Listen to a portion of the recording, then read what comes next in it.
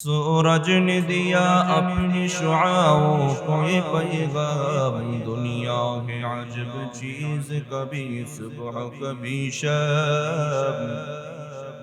दुनिया है अजब चीज, कभी सुबह कभी शाम। दुनिया में हूँ दुनिया की तलबगार नहीं हूँ, दुनिया में हूँ दुनिया की तलबगार नहीं हूँ। बाजार से गुजर हूँ खरीदार नहीं हूँ, बाजार से गुजर हूँ खरीदार नहीं हूँ। मकबूल है शाज़ है काबिल तो बहुत है, मकबूल है शाज़ है काबिल तो बहुत है। आईना के मानंदे तो नहीं दिल तो बहुत है, आईना के मानंदे तो नहीं दिल तो बहुत है। सुब्हानक ला इल्म लना इल्ला मा अल्लमतना इन्नका अंतल अलीमुल हकीम। अल्हम्दुलिल्लाह, আল্লাহ রব্বুল ইজ্জতের আলিশান দরবারে অসংখ্য অগণিত শুকরিয়া যে আল্লাহ রব্বুল আলামিন আমাদেরকে অত্যন্ত দয়া করে, মায়া করে, মহাব্বত করে, ভালোবেসে সকল ঝামেলা থেকে ফারেক করে দুনিয়ার শ্রেষ্ঠতম জায়গা আল্লাহর ঘর মসজিদে রব্বে করিম আমাদেরকে আল্লাহর পবিত্র বিধান জুমার নামাজ আদায়ের জন্য আগে আগে মসজিদে আসার বসার তৌফিক এনায়াত করেছেন। এজন্য রবের দরবারে অন্তরের অন্তঃস্থল থেকে দিলের জবানে সকলেই একই বাক্যে একই জবানে দিলের জবানে কালিমাতুশ শুকর একবার পাঠ করি আলহামদুলিল্লাহ। মুহতারাম হাজিরিন, সম্মানিত মুসল্লিয়ানি کرام,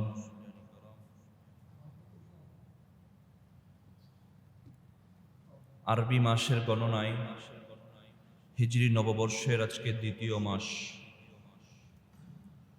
সফর মাস চলমান। আজকে সফরের 6 তারিখ। মাস হিসাবেও একটি আলোচনার দাবি রাখে এবং গত সপ্তাহে আমরা আমাদের জীবনের সবচেয়ে গুরুত্বপূর্ণ যে রুকুন বিধান, ফরজ বিধান, নামাজের একটি ধারাবাহিক আলোচনা আমরা শুরু করেছিলাম। গত সপ্তাহে নফলের একটি প্রকার তাহাজ্জুদের ব্যাপারে আলোচনা শুনেছি। আমরা আমাদের জীবনে যেন তাহাজ্জুদ এবং রাসূলের সুন্নাহের নূরে আমাদের জীবনকে আলোকিত করতে পারি, আল্লাহ তৌফিক দান করেন। নামাজের আলোচনার ধারাবাহিকতায় আজকে আমরা আলোচনা শুনব ফরজের আগে, ফরজ ছাড়াও আমাদের আরো কিছু নামাজ আছে। এর মধ্যে মুস্তাহাব এবং সুন্নতে মুআক্কাদার সবচেয়ে দামি নামাজগুলো হলো প্রত্যেক ফরজ নামাজের আগে পড়ে পুরো দিনে 12 রাকাত সুন্নতে মুআক্কাদা আছে। এই 12 রাকাত সুন্নতে মুআক্কাদা আমাদের জীবনে কতটুকু জরুরি, পড়তে হবে কি না, পড়লে কি লাভ, না পড়লে কি ক্ষতি। আমি আপনি ফরজ পড়ি, মাঝে মাঝে ছেড়ে দেই। এখন আমার জন্য কতটুকু সুযোগ আছে? অনেক সময় অন্য নামাজের সুন্নতগুলো যদিও পড়া হয়, বিশেষ করে শুক্রবারের সুন্নতটা অধিকাংশেরই ছুটে যায়। শুক্রবারের সুন্নতটা, কারণ আল্লাহ না করুক অনেকেই এমনটাই করে থাকি, যখন খুতবা শুরু হয় তখন আমি রওনা দেই, উল্টো হয়ে যায়। আবার যখন সালাম ফিরিয়ে দেয়, মসজিদে যত মানুষ এর 3 ভাগের 2 ভাগ খালি। তো মাত্র 2 রাকাত নামাজ পড়ে করলাম ফরজটা, বাকি আগে পড়ে 4 রাকাত এই নামাজটা আছে কি না? হ্যাঁ, আজকে সেই সম্পর্কে আলোচনা শুনব। সুন্নতের আলোচনা শুরু করার পূর্বেই সফর মাস যেহেতু শুরু হয়েছে, এই সফর মাসটাও ইতিহাসে খুব গুরুত্ব তাৎপর্য বহন করে। ইতিহাসের নিরিখে এই সফর মাসের গুরুত্ব অনেক। আমি আপনাদেরকে ইতিপূর্বেও আলোচনায় বলেছিলাম, আরবি যতগুলো মাস আছে প্রত্যেকটা মাস তার নামের একটা তাৎপর্য বহন করে। মুহররম সম্মানিত মাস। সম্মানিত কোন দিক থেকে? আরবরা এই মাসে যুদ্ধ বিগ্রহ থেকে বিরত থাকতো, এই মাসকে সম্মানী মনে করত, ভাবতো যে এই মাসে যদি যুদ্ধ করি, গুনাহ করি, তাহলে গুনাহটা বড় হবে।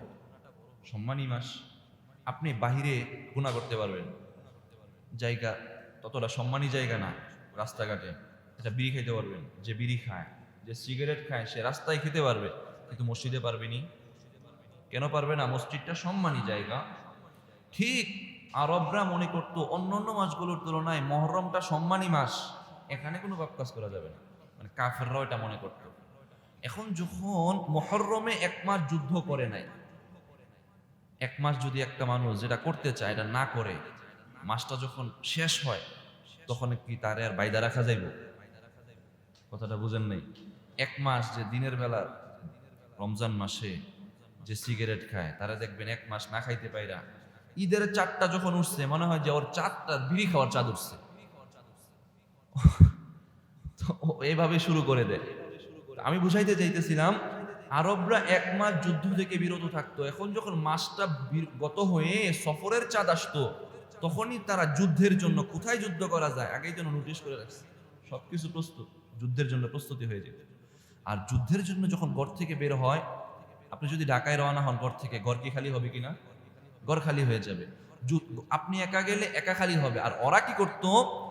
ঘর থেকে বের হতো, এমন ভাবে বের হতো, স্ত্রী সন্তান যা আছে খাদেম খুদ্দাম সব নিয়ে বের হয়ে যেত যুদ্ধের জন্য, ঘর একদম খালি করে দিত। আর সফর শব্দের অর্থ হলো খালি হওয়া। সফর শব্দের অর্থ খালি হওয়া। যেহেতু 1 মাস যুদ্ধ না করে সফর মাস আসলেই তারা যুদ্ধের জন্য বের হয়ে ঘর খালি করে দিত, এই জন্য এই মাসের নাম হয়ে গেছে সফর মাস। এই মাসের নাম সফর মাস। আরো একটা কারণ আছে, কারণটা হলো দেখবেন আরবির মুহররম সফর এই সময়টাতে গরম থাকে। এখন না আমাদের দেশে বর্ষাকাল চলে আসছে, কিন্তু আরবে বর্ষাকাল নেই। হ্যাঁ, কি পরিমাণ গরম, কঠিন গরম। গরমের যত তুলনা মাত্রা আছে এর মধ্যে সবচেয়ে বেশি মাত্রাটা এখন চলতেছে। তো আরবরা এই সময়টাতে গরম চলতো, সামার সিজন চলতো, পুরো বিশ্বে এখন সামার ভ্যাকেশন চলতেছে। হ্যাঁ, দেখবেন উন্নত ইউরোপ আমেরিকার কান্ট্রিগুলোতে এখন সামারের ছুটিও চলে। হ্যাঁ, আপনি জানেন।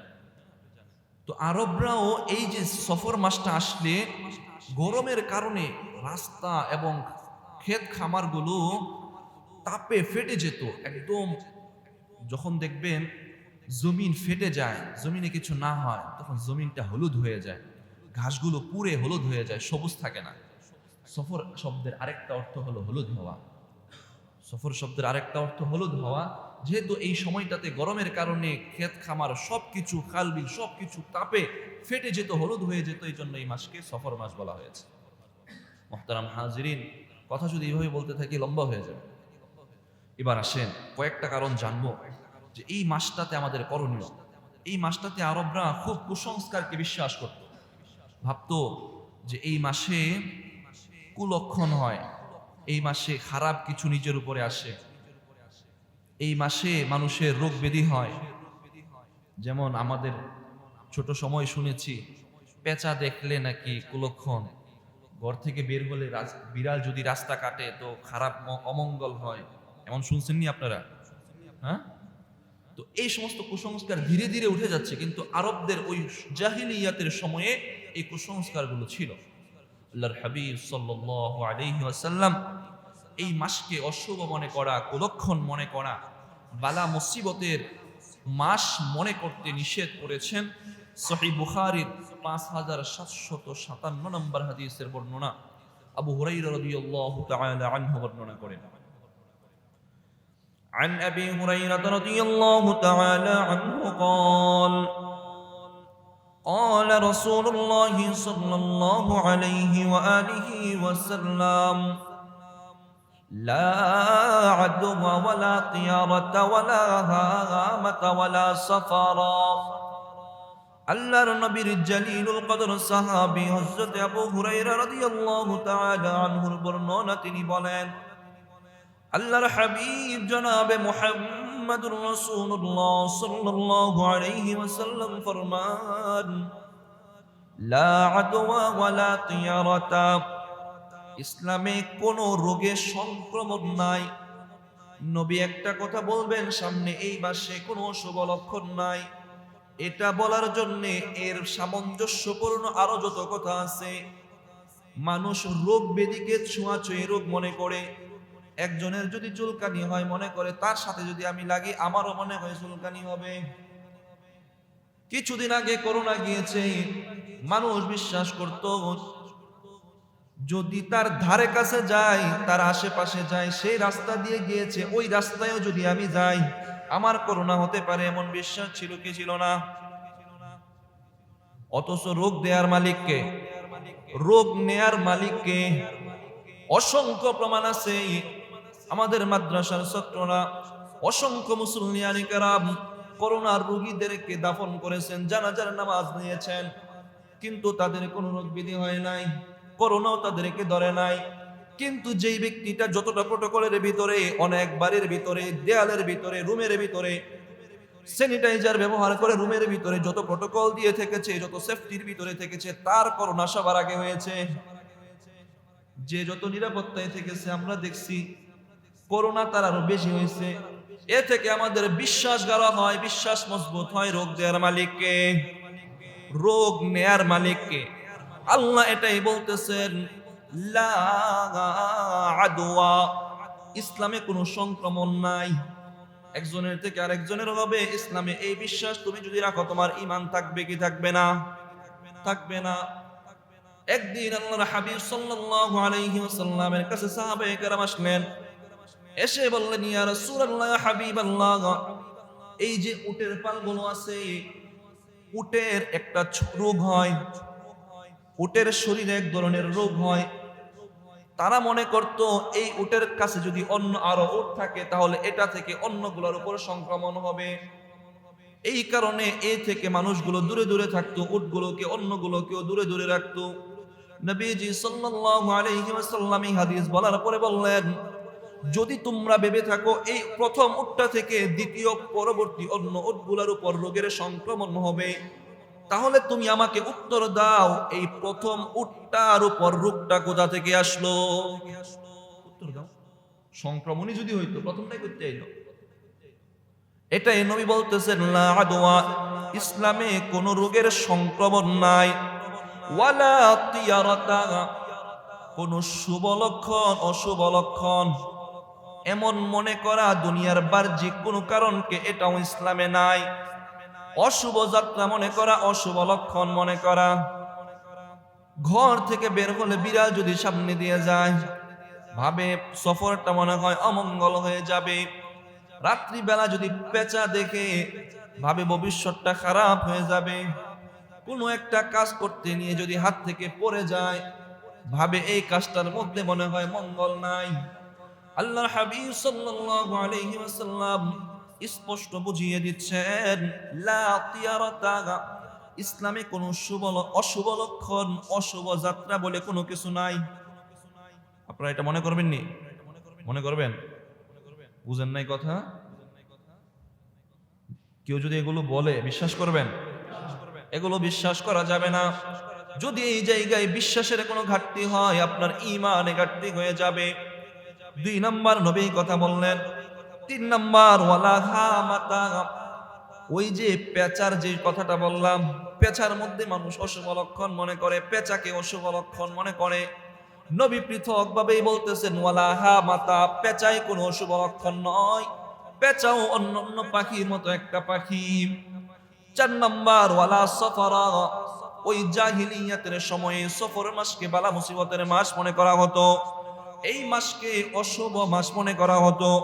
এই মাসকে কুলক্ষণে মাস মনে করা হতো। আল্লাহর হাবিব সাল্লাল্লাহু আলাইহি ওয়াসাল্লাম জানায়া দিচ্ছেন, ও আমার উম্মত, লা সফরা, সফর মাস কোনো অশুভ মাস নয়, সফর মাস কোনো কুলক্ষণে মাস নয়, সফর মাস কোনো বালা মুসিবতের মাস নয়। এটা কোনো কুলক্ষণে মাস না। এটা তোমরা যা মনে করতেছো, এই বিশ্বাস থেকে ফিরে আসো, ফিরে আসো। এই জন্যে আজও মনে হয় আমাদের ভিতরে যদি থেকে থাকে এই বিশ্বাসগুলো, বিশ্বাস থেকে বের হয়ে আসতে হবে, বিশ্বাস থেকে ফিরে আসতে হবে। সফর মাস কোনো কুলক্ষণে মাস নয়। ওরা আরো মনে করত যে এই সফর মাসে আদম আলাইহিস সালাতু ওয়াস সালাম নিষিদ্ধ ফল ভক্ষণ করেছিলেন, জানেননি? মানে আদম আলাইহিস সালাতু ওয়াস সালাম জান্নাত থেকে ফিরে আসার একটা কারণ কি? ফলটা ভক্ষণ করা। তারা মনে করত যে আদম আলাইহিস সালাম মনে হয় না, তাদের বিশ্বাস যে আদম আলাইহিস সালাম এই মাসে, সফর মাসে নিষিদ্ধ ফল খেয়েছিলেন। তারা কি কি কারণে এই মাসকে অশুভ মনে করত? এক নাম্বার, তারা মনে করত আদম আলাইহিস সালাম এই মাসে নিষিদ্ধ ফল ভক্ষণ করেছে। দুই নাম্বার, তারা মনে করত আদম আলাইহিস সালামের দুই সন্তান হাবিল এবং কাবিল, কাবিল হাবিলকে যেই মাসে হত্যা করেছিল ওই মাসটা ছিল সফর মাস। মানে যেই মাসে বেশি খারাপ হয়। দেখবেন আমাদেরও বাস্তবে যদি আপনার প্রতি সপ্তাহে একই দিনে আপনার ব্যবসা খারাপ যায়, তো আপনিও বিশ্বাস করে নেবেন যে একটু মনে মনে ডাউট হবে, সন্দেহ হবে, ওই দিনটা মনে হয় আমার জন্য খারাপ দিন, ওই দিনটা আমার জন্য মনে হয় খারাপ দিন। কেউ যদি একটা রাস্তায় চলতে যায়, বিপদ আপদ আল্লাহ দেন, কোনোদিন যদি কোনো সময় যদি চলতে গিয়ে একটা রাস্তায় সবসময় একটু বিপদ মনে হয়, একটু ভয় ভয় লাগে, তো সেই ভাববে এই রাস্তাটা মনে হয় খারাপই। এই বিশ্বাস আমাদের ভিতরে হয় না? হয়। তো ওরাও এই কুসংস্কারগুলো কিভাবে ভিতরে আনতেছিল? ভাবত যে এই মাসে আদম আলাইহিস সালাম নিষিদ্ধ ফল খাইছেন, এই মাসে কাবিল হাবিলকে হত্যা করেছে, এই মাসে আল্লাহ তাআলা নূহ আলাইহিস সালাতু ওয়াস সালামের জাতিকে হত্যা করে একদম ধ্বংস করেছেন, এই মাসে আল্লাহর হাবিব সাল্লাল্লাহু আলাইহি ওয়াসাল্লামকে ইহুদি লাবিদ জাদু করেছিল, এই মাসেই ইব্রাহিম আলাইহিস সালাতু ওয়াস সালামকে নমরুদ আগুনে নিক্ষেপ করেছিল। অনেকগুলো কারণ না?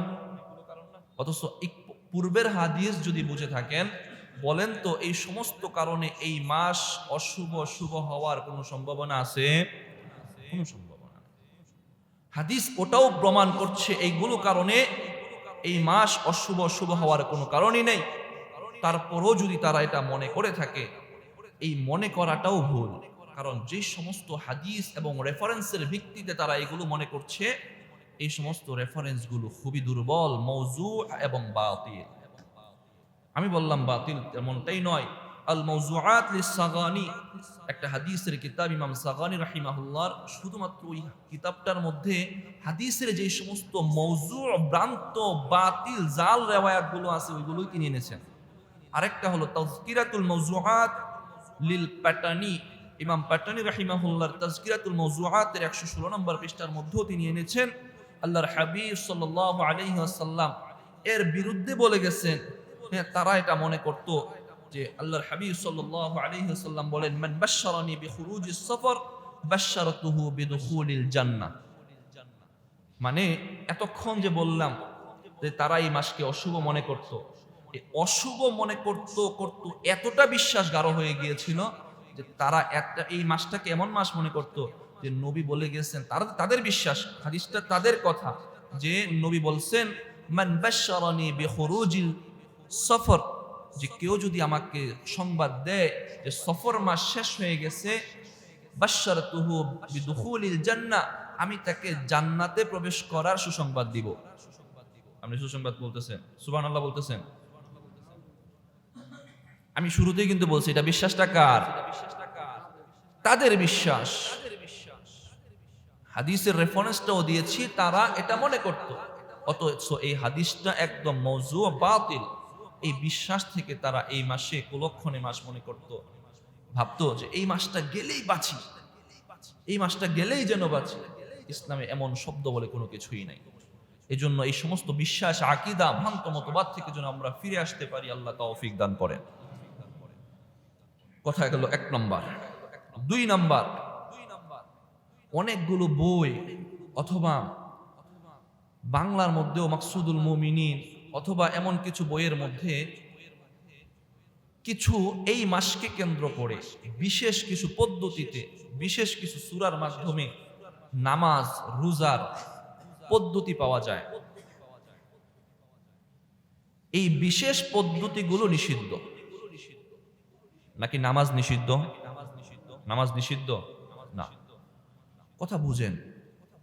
সফর মাসে এই যে বিশেষ পদ্ধতিতে, আমি গতকালকেও একটা জায়গায় পড়েছি, সফর মাসে যদি কেউ মাগরিবের পরে অথবা এশারের পরে 4 রাকাত নামাজ 2 সালামে, 2 সালামে নির্দিষ্ট এই সূরা দিয়ে যদি পড়ে, তাহলে আল্লাহ তাআলা তার বালা মুসিবত দূর করে দিবেন।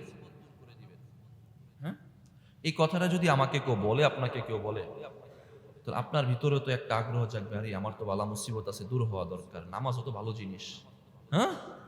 কিন্তু পদ্ধতিটা আপনাকে ফিক্সড করে দিয়ে আপনার নামাজটাকে নষ্ট করে দেওয়া হয়েছে। ইসলামের নফল নামাজের জন্য নির্দিষ্ট কোনো সময় নাই, নির্দিষ্ট মানে এক্সাক্ট নির্দিষ্ট।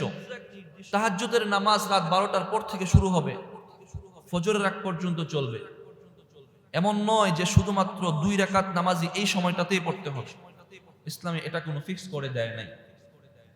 আপনাকে ইশরাকের নামাজ, আওয়াবিনের নামাজ, চাশতের নামাজ সময়, লম্বা সময় নির্দিষ্ট নয়, হ্যাঁ পুরোটা সময় নির্দিষ্ট। এখন যদি কেউ এইভাবে বলে যে এই সময়ে এত রাকাত নামাজ এইভাবে পড়লে এই ফজিলত, এটা ভ্রান্ত, এটা করা যাবে না। আপনি নামাজ পড়েন, আরো বেশি পড়েন, কোনো সমস্যা নেই। এই সফর মাসকে কেন্দ্র করে কিছু বাতিল আকীদা, বাতিল ভ্রান্ত বিশ্বাসটা এরকম যে সফর মাসে যদি এইভাবে এই পদ্ধতিতে, হ্যাঁ এই তরিকায় যদি কিছু নামাজ পড়া যায়, তাহলে মনে হয় রোগ ব্যাধি দূর হবে, বালা মুসিবত দূর হবে, মনের আশা পূরণ হবে। এগুলো ভুল, এগুলো ভুল। আপনি নামাজ পড়লে আল্লাহ তাআলা আপনার রিজিকের দরজা খুলে দিবেন। আপনি নামাজ পড়লে আল্লাহ তাআলা আপনার বালা মুসিবত দূর করে দিবেন। আপনি নামাজ পড়লে আল্লাহ তাআলা আপনার জন্যে দুনিয়া ও আখিরাতে আপনার সৌভাগ্যের সোপান হবে। এটা অবশ্যই হবে, অবশ্যই হবে, কিন্তু ভ্রান্ত আকীদা থেকে ফিরে আসতে হবে। ঠিক না ঠিক? 2 নাম্বার, এই সফর মাসকে কেন্দ্র করে কোনো বিশেষ পদ্ধতিতে বিশেষ নামাজ নাই। 3 নাম্বার, এই সফর মাসের আখেরি 4 সোমবার, শেষ বুধবারকে কিছু সম্প্রদায়, কিছু মানুষ বিশেষ দিন মনে করে। আখেরি 4 সোমবার, এমন কোন শব্দ ইতিপূর্বে শুনেছেন? আখেরি 4 সোমবার এটা একটা ফার্সি শব্দ, মানে হলো এই মাসের শেষ বুধবার, এই মাসের শেষ বুধবার। এই দিনটাকে তারা বিশেষভাবে পালন করে। কেন পালন করে? তাদের আরো একটা ভ্রান্ত আকীদা, ভ্রান্ত ধারণা যে আল্লাহর হাবিব সাল্লাল্লাহু আলাইহি ওয়াসাল্লামকে ইহুদি লাবিদ জাদু করেছিল। এই জাদুর প্রভাব অনেক দিন পর্যন্ত ছিল। একটা সময় গিয়ে আল্লাহ তাআলা সূরা ফালাক, সূরা নাস অবতীর্ণ করেন এবং এটার মাধ্যমে নবীকে এই জাদুর কুমন্ত্রণা থেকে, প্রভাব থেকে নবীকে আল্লাহ রক্ষা করেন। কিন্তু নবীজি সাল্লাল্লাহু আলাইহি ওয়াসাল্লাম মৃত্যুর পূর্বে আম্মা জানের কোলে যখন তার মাথা, জ্বর যখন তীব্র আকারে, মাথা ব্যথা এবং জ্বর দুইটা একসাথে, জ্বর যখন কঠিন হয় মাথা ব্যথাও থাকে, নবীজি সাল্লাল্লাহু আলাইহি আমাকে জাদু করেছিল এবং এক ইহুদি মহিলা আমাকে বিষ বক্ষণ করাইতে চেয়েছিল, ওটার প্রভাব মনে হয় আমার এখনো আছে। একটু অনুভব হচ্ছিল, যা কথাটা এটা বলেছিলেন নবী সাল্লাল্লাহু আলাইহি ওয়াসাল্লাম। এই বিষ ক্রিয়ার কারণে নবী অনেক দিন অসুস্থ ছিলেন এবং এমনিতেও নবীজি সাল্লাল্লাহু আলাইহি ওয়াসাল্লাম মৃত্যুর 14 দিন পূর্ব থেকে ভীষণ জ্বরে আক্রান্ত ছিলেন। এমনকি মসজিদে নববীতে কয়েক ওয়াক্ত নামাজের জন্য যেতে পারেন নাই। নবীজি সব সময় মসজিদে নববীতে নামাজ পড়াইতেন। এখন যখন কয়েকদিন যেতে পারছেন না, সাহাবায়ে কেরামও নবীকে না পেয়ে প্রথম ওই কথা ধীরে সংক্ষিপ্ত বলে দেই, না পেয়ে প্রথমে নবীর জন্য অপেক্ষা, তারপরে নবী ইশারা করলেন, আবু বকরের মাধ্যমে নামাজ চলল। যখন নবীজি ধারাবাহিক মসজিদে যেতে পারছেন না জ্বরের কারণে, এখন যখন কিছুদিন ব্রেক হয়ে বিরতি থেকে আবার যখন নবী কিছুটা সুস্থ হলেন, মসজিদে ফিরে আসলেন, এই দিনটা কি খুশির নাকি বেজার? এই দিনটা খুশির না? তো ওরা বিশ্বাস করে এই দিনটা যেহেতু খুশির, নবী যখন সুস্থ হয়েছেন এই সফর মাসের শেষ বুধবার, মনে হয় নবী সুস্থ, তাদের বিশ্বাস, হ্যাঁ, তাদের বিশ্বাস অনুযায়ী নবীজি সাল্লাল্লাহু আলাইহি ওয়াসাল্লাম সফর মাসের শেষ বুধবার সুস্থ হয়ে মসজিদে ফিরে এসেছেন। এই কারণে তারা এই দিনটাকে খুশির দিন মনে করে। তারা আরো বিশ্বাস মনে করে যে এই দিন নবী ফিরে আসার কারণে উসমান আফফান রাদিয়াল্লাহু তাআলা আনহু খুশি হয়ে তার পালের ৭০টা উট জবাই করে মানুষকে খাইয়েছিলেন। খুশি হয়ে সাহাবায়ে কেরাম আনন্দ উল্লাস করেছিলেন। এজন্য তারাও এই দিনটাকে খুশির দিন মনে করে আখিরি চার সোমবার। অথচ স্পষ্ট হাদিস প্রমাণ করে নবীজি সাল্লাল্লাহু আলাইহি ওয়াসাল্লামের অসুস্থতা থেকে সুস্থ হওয়ার দিনটা যদি বুধবার হয়, তাহলে এই মাসে সফর মাসে পড়ে না, এই মাসের সফর মাসে পড়ে না। কেন? আমরা জানি নবীজি সাল্লাল্লাহু আলাইহি ওয়াসাল্লাম ইন্তেকাল করেছেন রবিউল আউয়াল মাসের 12 তারিখ, সোমবার ছিল ওই দিন। দেখেন, রবিউল আউয়ালের 12 তারিখ যদি সোমবার হয়, তাহলে এর আগের বুধবার কি সফর মাস হবে নাকি রবিউল আউয়ালেরই 8 তারিখ হবে? রবিউল আউয়ালেই হবে না? সোমবার, শনি রবি সোম 11 12 13, হ্যাঁ, এর মাঝে 8 9 10, 8 এদিক দিয়ে বুধবার বৃহস্পতিবার শুক্রবার, বুধবার হবে 8 তারিখ। রবিউল আউয়াল মাসেই থাকবে মাসটা, সফর মাস হওয়ার কোনো সম্ভাবনা আছে? সম্ভাবনা নেই। তাহলে আখিরি 4 সোমবার এটা যারা পালন করে, প্রথম কারণ নবীর সুস্থতা, নবী সুস্থ হয়েছেন, আমরাও শুকরিয়া আদায় করি। হ্যাঁ, নবী এখন দুনিয়াতে নাই। এখন ইসলামে এটাও বলে যান নাই যে কোনো দিবসকে, পৃথক কোনো দিবসকে, যেই দিবস ইসলাম অনুমোদন করে না, সেটা হোক সেটা নবীর জন্মদিন, হোক সেটা নবীর মৃত্যুদিন, ঘটা করে পালন করার বিধান ইসলামে আছে? ইসলাম সেটাকে দেয় না, সেটাকে দেয় না। এই জন্য আখিরি 4 সোমবার হিসেবে যেটা ওরা পালন করে সেটা ভ্রান্ত। আরো প্রমাণগুলো আছে। নবী সাল্লাল্লাহু আলাইহি ওয়াসাল্লামের এই যে সুস্থতার কারণে তারা এই আখিরি সোমবারকে পালন করে, এটা পালন করা যাবে না। এই দিনটা নরমাল দিন থাকবে, স্বাভাবিক দিন থাকবে। এই দিনে অতিরিক্ততা কোনো কিছু করা, অতিরিক্ত কোনো কিছু নিজের ভিতরে প্রবেশ করানো, এটা ভ্রান্ত, এটা বাতিল, এটা করা যাবে না। এই থেকে যেন এই কয়েকটা কথা যে বলা হলো, সফর মাসকে কুলক্ষণে মাস মনে করা, নির্দিষ্ট পদ্ধতিতে, নির্দিষ্ট আশায়, নির্দিষ্ট পদ্ধতিতে নামাজ আদায় করা, এবং আখিরি 4 সোমবার শেষ বুধবারকে ঘটা করে পালন করা, এগুলো ভ্রান্ত আকীদা। এই সমস্ত আকীদা থেকে যেন আমরা বাঁচতে পারি, আল্লাহ তৌফিক দান করেন। মুহতারাম হাজিরিন, আলোচনা হওয়ার কথা ছিল সুন্নত নিয়ে, কিন্তু যেহেতু সফর মাস, এজন্য সফর মাসের কয়েকটি করণীয় সম্পর্কে জানলাম।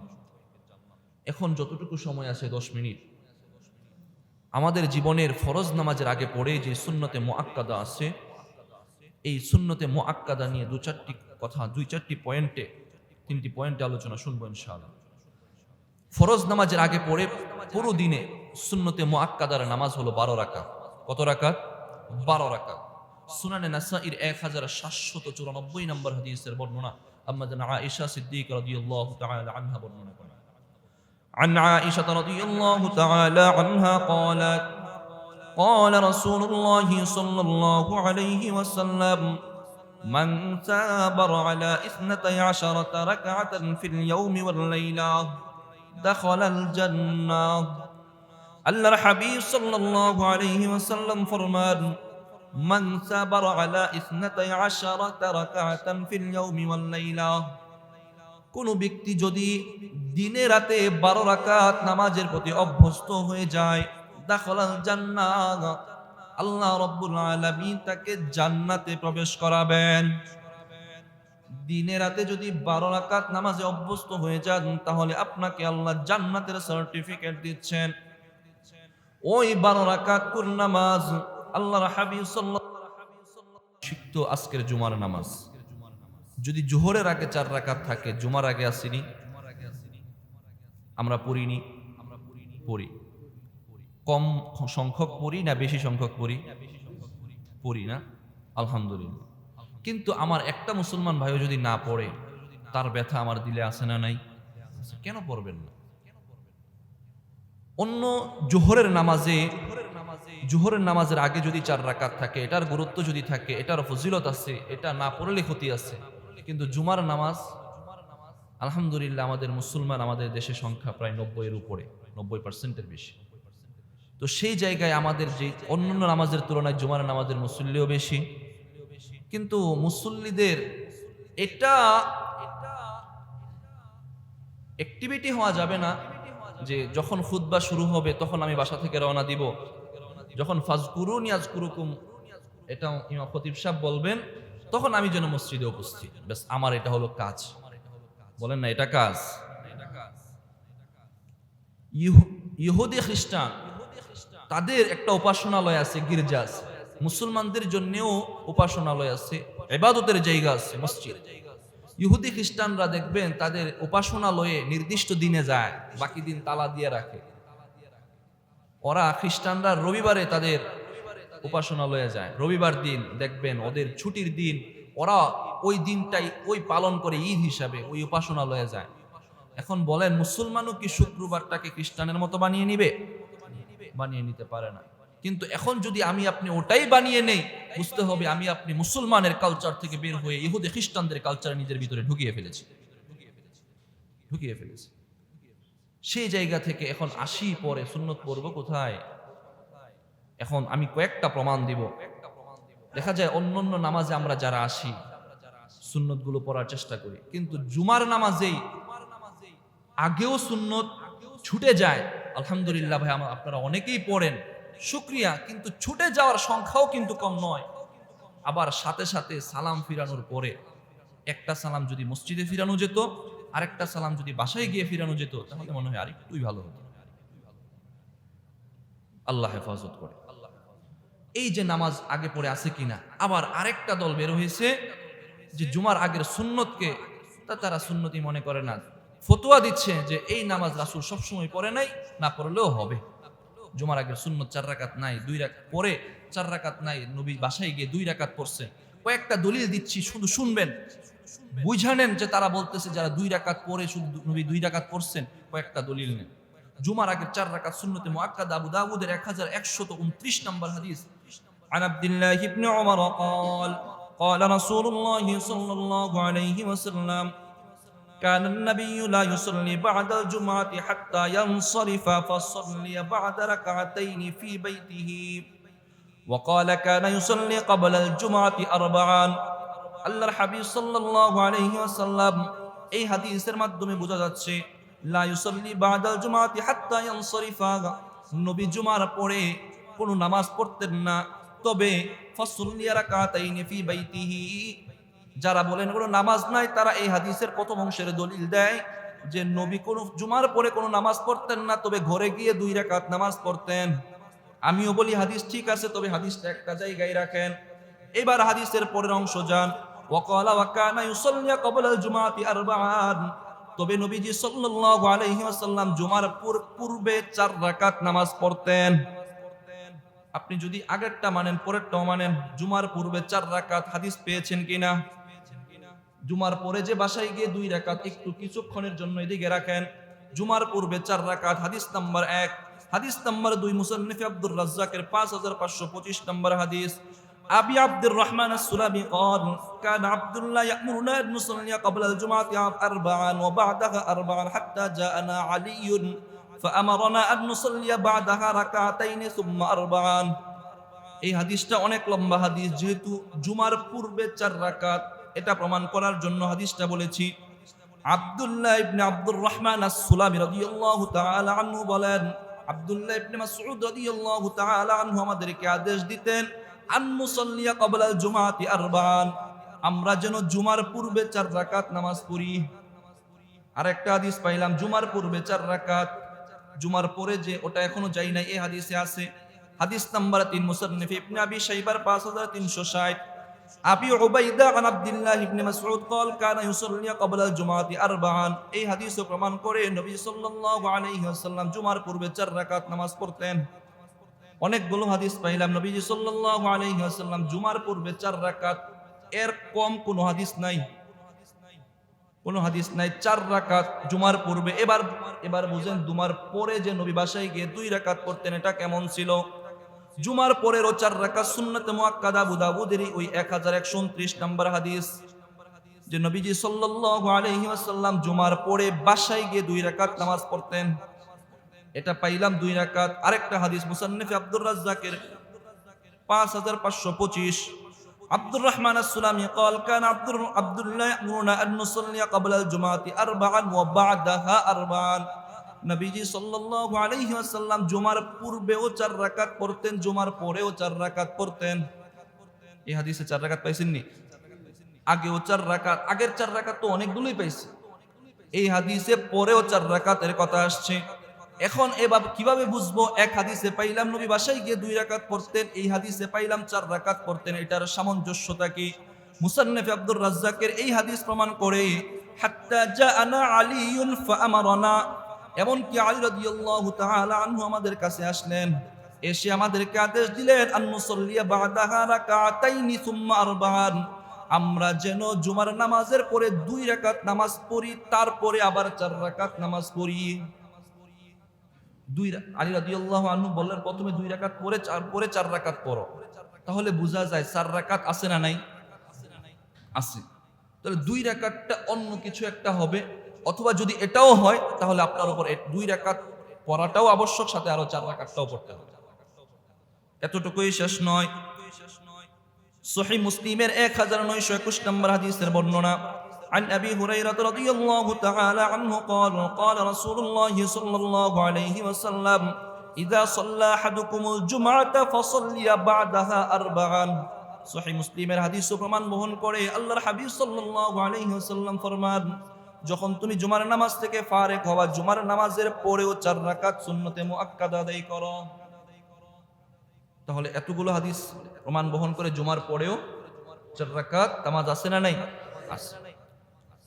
সময় তো শেষ হয়ে গিয়েছে, সুযোগ হলে সামনে ইনশাআল্লাহ বলার চেষ্টা করব। এই হাদিসগুলো যারা আমাদের থেকে বেশি বুঝেছেন, আমি ভাই কুদ্দুর বুঝছি, আর আমরা যারা বাঙালি আছি, সাধারণ মানুষ আছি, আম আছি, তারা বা হাদিসের কুদ্দুরই বুঝি। এমনও মানুষ আছি বুখারী শরীফ জীবনে দেখি নাই চোখে, আসি না? বুখারী শরীফে কতটা হাদিস আছে জানি না, কয়জন রাবি আছে বলতেই পারবো না, কিন্তু আবার দলিল দিতেছি। অথচ এই হাদিসগুলো নিয়ে যারা ঘাটাঘাটি করেছেন, হাদিসের হাফেজ ছিলেন, 10 লক্ষ হাদিস যার মুখস্থ থাকবে তাকে হাফেজ হাদিস বলা হবে, এমন যারা ছিলেন ইমাম নববী রাহিমাহুল্লাহ, ইমাম আবু হানিফা রাহিমাহুল্লাহ, ইবনে তাইমিয়া রাহিমাহুল্লাহ, উনাদের কথা হলো জুমার পূর্বেও 4 রাকাত নামাজ আছে, জুমার পরেও 4 রাকাত নামাজ আছে। প্রত্যেকটা দলিল আমি লিখে আনছি, আমি জানি, আমি পড়ে আসছি। এজন্য আমার ভাই, নামাজগুলোকে ছাড়বেন না, আপনার জীবনের সৌভাগ্য বয়ে আনবে, আপনার বালা মুসিবত দূর হবে এই নামাজের মাধ্যমে।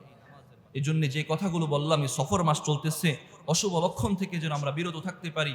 এবং আমাদের জীবনের অন্যতম একটা বিধান হলো নামাজ, ফরজ নামাজের আগে পড়ে যে সুন্নতে মুআক্কাদা আছে এবং আরো যত নফল নামাজ আছে, এই নামাজগুলো যেন আমরা যথাযথভাবে পালন করতে পারি।